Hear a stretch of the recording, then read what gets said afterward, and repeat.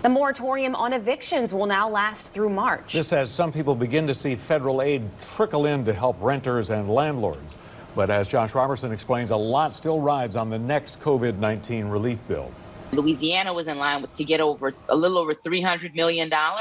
That's been split up by, it's allocated based on population, and parishes like Jefferson, Orleans, East Baton Rouge, Lafayette were actually able to directly apply for chunks of that money. Back in December, Congress passed the second COVID-19 relief bill, which included $25 billion in rental assistance.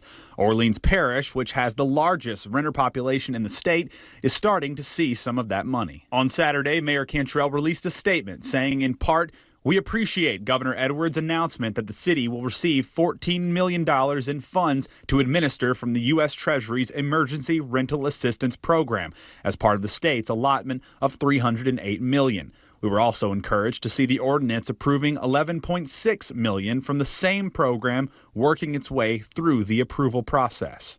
With the money that's coming out now, it can go to either way. The previous programs, the renters had to sign up and the landlords had to agree. So it was more of a concerted dance. Andronika Morris with Housing NOLA says the state has a $1 billion renters assistance problem on its hands stemming from the pandemic, although it was announced that the CDC extended the moratorium on evictions through March. But Morris says while most landlords are honoring the letter of the law, there are still loopholes around it.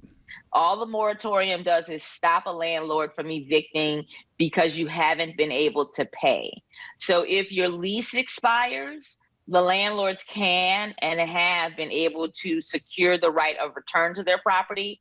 The Biden administration is now working to pass a third COVID relief package, which would include another $25 billion in rental assistance, $5 billion to help struggling renters pay their utilities, and another extension on the moratorium through September. But with a total price tag of $1.9 trillion, many GOP members, including those in Louisiana, are pushing back with a proposal of their own, with details on that proposal to be released on Monday. Ours is about $600 billion. And as opposed to the extraneous things, which Mr. Bernstein kind of tried to glide over. We're still going to need additional resources. We've got to guarantee housing throughout until July at the latest. Josh Robertson, Fox 8, Local First.